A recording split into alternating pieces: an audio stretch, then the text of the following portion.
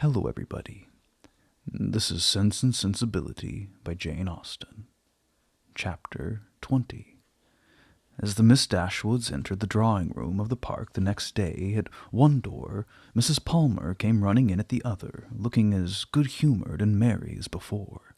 She took them all most affectionately by the hand, and expressed great delight at seeing them again. "I'm so glad to see you," said she, seating herself between Eleanor and Marianne. "For it's so bad a day I was afraid you might not come, which would be a shocking thing. As we go away again tomorrow. We must go, for the Westons come to us next week, you know. It was quite a sudden thing, our coming at all, and I knew nothing of it till the carriage was coming to the door. And then Mr. Palmer asked me if I would go with him to Barton. He's so droll. He never tells me anything. I'm so sorry we cannot stay longer. However, we shall meet again in town very soon, I hope." They were obliged to put an end to such an expectation. "Not go to town," cried Mrs. Palmer with a laugh. "I shall be quite disappointed if you do not. I could get the nicest house in the world for the next door to ours in Hanover Square. You must come, indeed. I'm sure I shall be very happy to chaperone you at any time till I am confined, if Mrs. Dashwood should not like to go into public." They thanked her, but were obliged to resist all her entreaties.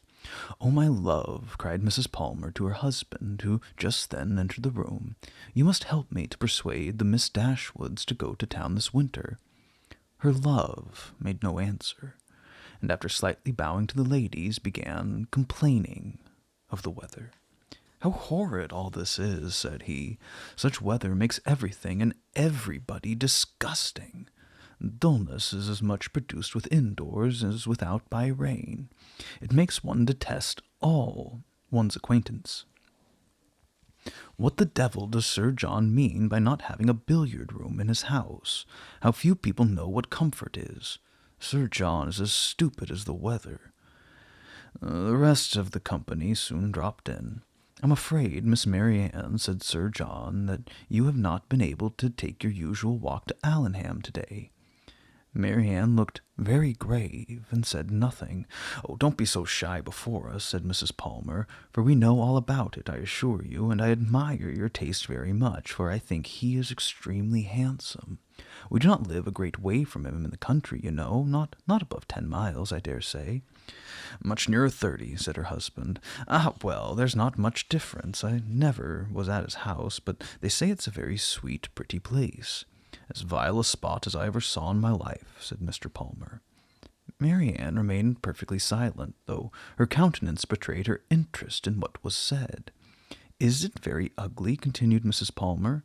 "Then it must be some other place that's so pretty, I suppose." When they were seated in the dining-room, Sir John observed with regret that they were only 8 altogether. "My dear," said he to his lady, "it is very provoking that we should be so few. Why did not you ask the Gilberts to come to us today?" "Did I not tell you, Sir John, when you spoke to me about it before, that it could not be done? They dined with us last." "You and I, Sir John," said Mrs. Jennings, "should not stand upon such ceremony." "Then you would be very ill-bred," cried Mr. Palmer. "My love, you contradict everybody," said his wife with her usual laugh. "Do you know that you're quite rude?" "I did not know I contradicted anybody in calling your mother ill-bred." "Aye, you may abuse me as you please," said the good-natured old lady. "You've taken Charlotte off my hands, and cannot give her back again, so there I have the whip-hand of you." Charlotte laughed heartily to think that her husband could not get rid of her, and exultingly said she did not care how cross he was to her, as they must live together. It was impossible for anyone to be more thoroughly good-natured or more determined to be happy than Mrs. Palmer. The studied indifference, insolence, and discontent of her husband gave her no pain, and when he scolded or abused her, she was highly diverted. "Mr. Palmer's so droll," she said in a whisper to Eleanor. "He's always out of humor." Eleanor was not inclined, after little observation, to give him credit for being so genuinely and unaffectedly ill-natured or ill-bred as he wished to appear. His temper might perhaps be a little soured by finding, like many others of his sex, that through some accountable bias in favor of beauty, he was the husband of a very silly woman. But she knew that this kind of blunder was too common for any sensible man to be lastingly hurt by it. It was rather a wish of distinction, she believed, which produced his contemptuous treatment of everybody, and his general abuse of everything before him. It was a desire of appearing superior to other people.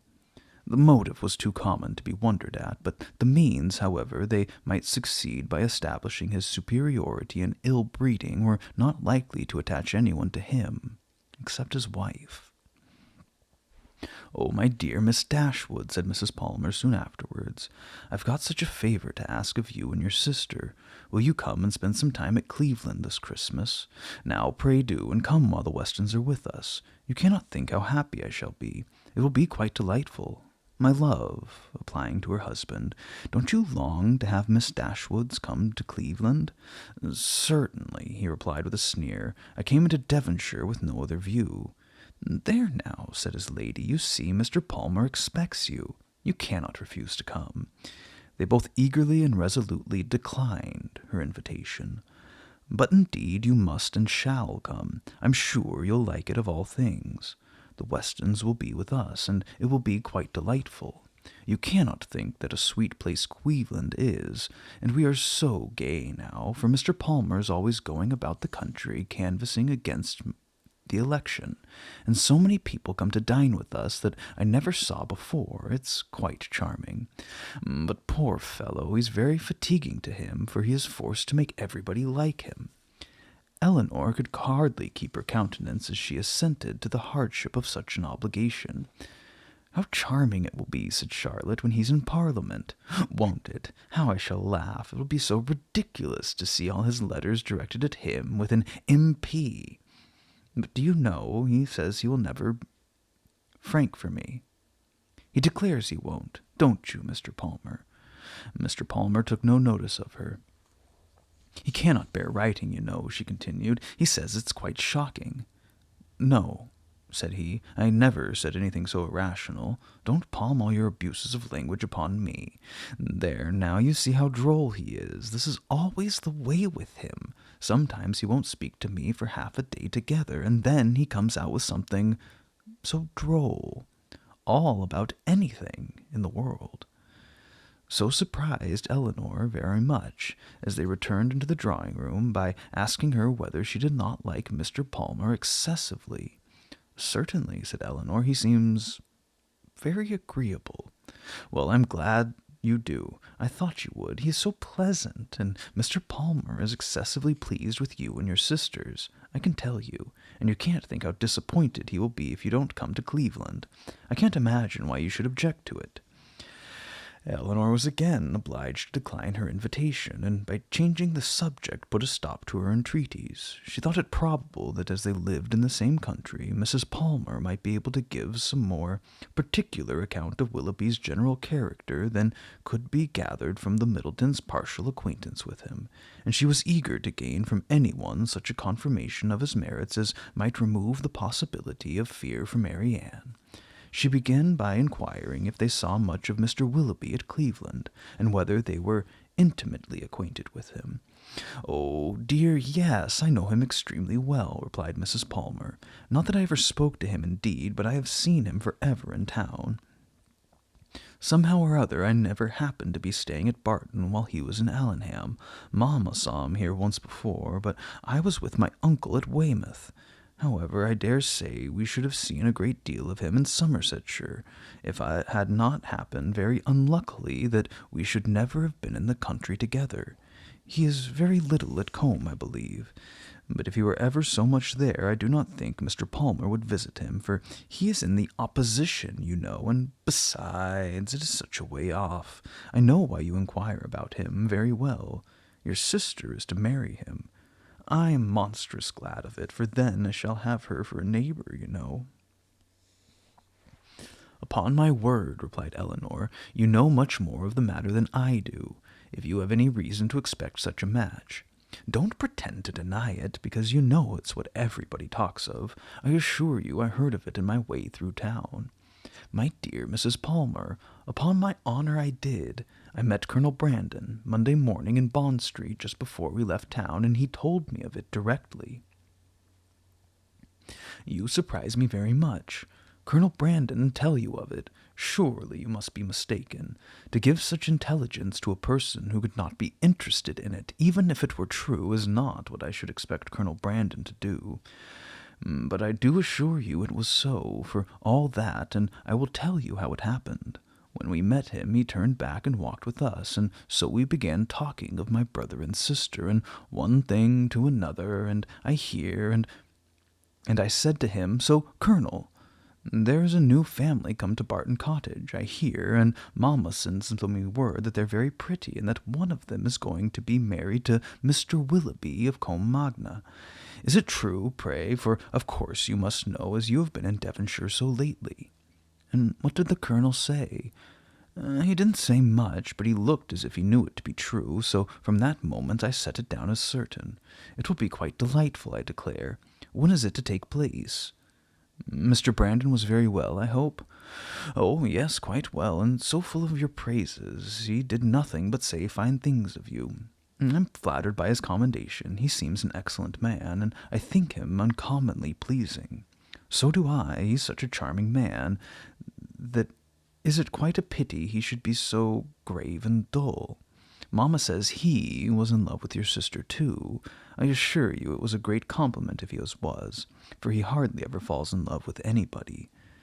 Is Mr. Willoughby much known in your part of Somersetshire? Said Eleanor. Oh, yes, extremely well. That is, I do not believe many people are acquainted with him, because Combe Magna is so far off, but they all think of him extremely agreeable, I assure you. Nobody is more liked than Mr. Willoughby wherever he goes, and so you may tell your sister. She is a monstrous lucky girl to get him, upon my honor. Not but that he is much more lucky in getting her, because she is so very handsome and agreeable that nothing can be good enough for her. However, I don't think her hardly at all handsomer than you, I assure you, for I think you both excessively pretty, and so does Mr. Palmer, too, I'm sure, though we could not get him to own it last night.